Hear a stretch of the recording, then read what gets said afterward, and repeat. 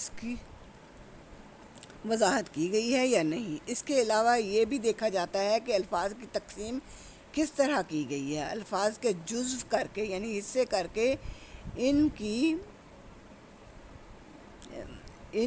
کا ہجا دیا جاتا ہے، یعنی جیسے سائیکالوجی کا میں نے آپ کو بتایا نا کہ مختلف حصے کر کے پھر ان کے ہجے دیے جاتے ہیں۔ اس کے علاوہ الفاظ کی تاریخ اور ماخوذات کو دیکھا جاتا ہے، یعنی تاریخ یہ کہاں سے لفظ شروع ہوا اور کیسے کس لفظ سے اخذ ہوا، وہی جیسے ہم نے لائبریری کو پڑھا ہے اور لبرا سے یہ لفظ اخذ ہوا، اس طرح پھر لائبریری تک پہنچا۔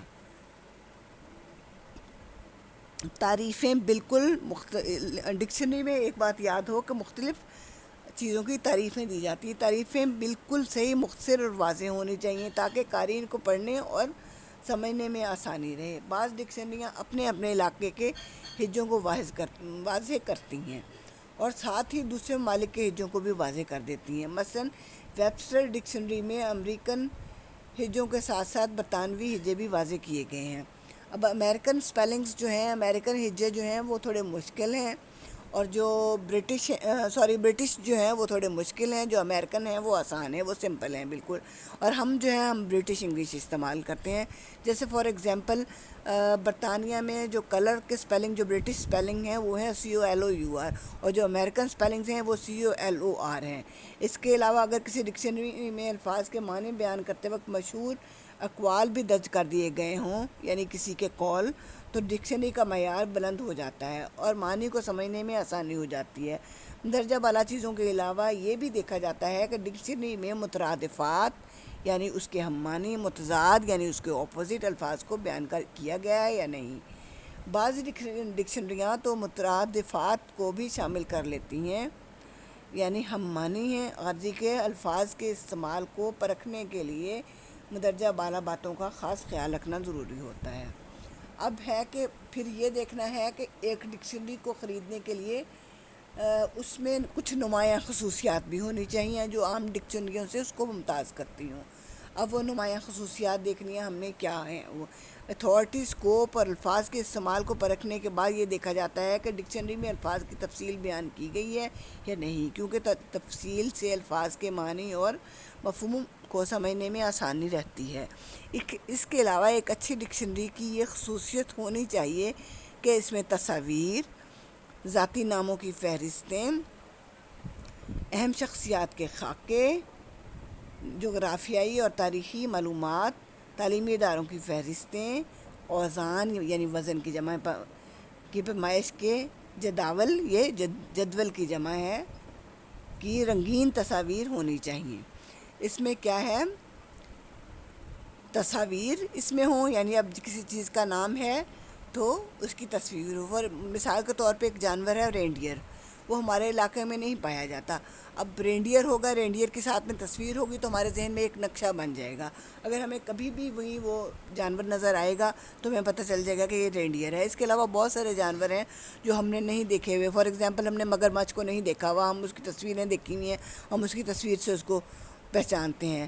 ایسے پھر ذاتی ناموں کی فہرستیں، اہم شخصیات کے خاکے، اہم شخصیت ہے ان کے ساتھ میں خاکہ سے مراد یہ ہے کہ اس کی تصویر ایسے ذرا خاکہ سا بنا ہوا ہو، یعنی وہ خاکہ ہم دیکھیں تو ہمیں پتہ چل جائے کہ یہ فلاں شخصیت کی ہے۔ پھر جغرافیائی اور تاریخی معلومات، تعلیمی اداروں کی فہرستیں یعنی مشہور تعلیمی اداروں کی، وزن کی پیمائش کے جداول دیے گئے ہیں۔ اس کے علاوہ نقشہ جات، پرندوں، سبزیوں، جھنڈوں، پھلوں اور پھولوں کی رنگین تصاویر ہونی چاہیے۔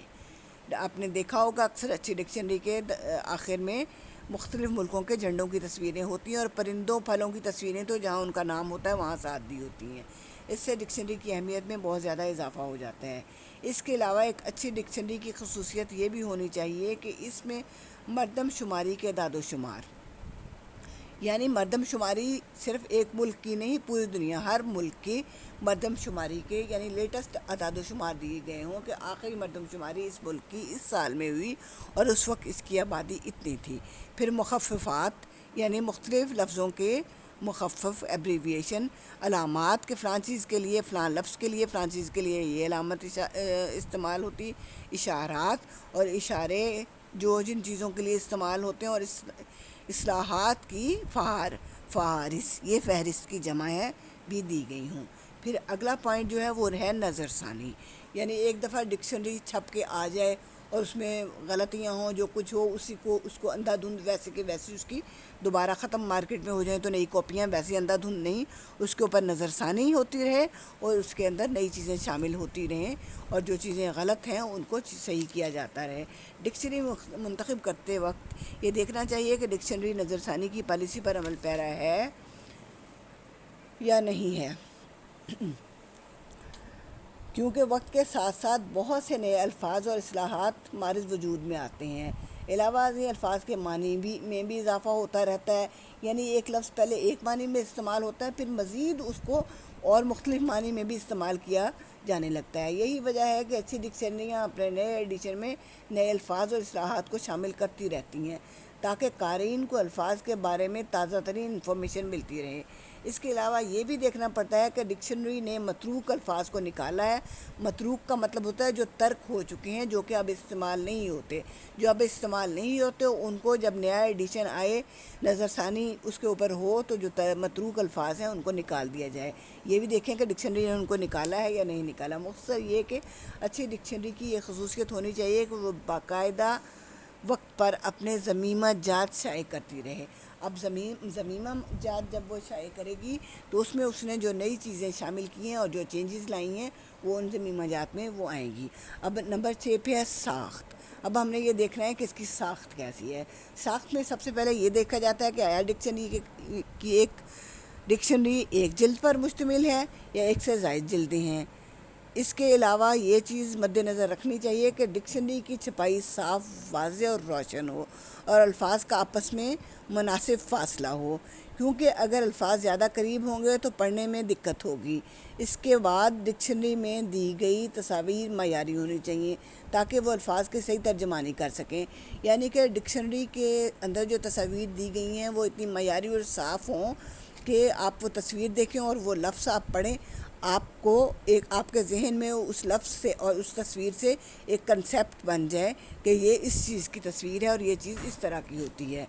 عام ڈکشنری میں عموماً 600 سے لے کر 1500 تک تصاویر ہونی چاہیے اور 4 لاکھ سے 4.5 لاکھ الفاظ والی ڈکشنری میں 1200 سے 2000 تک تصاویر ہونی چاہیے۔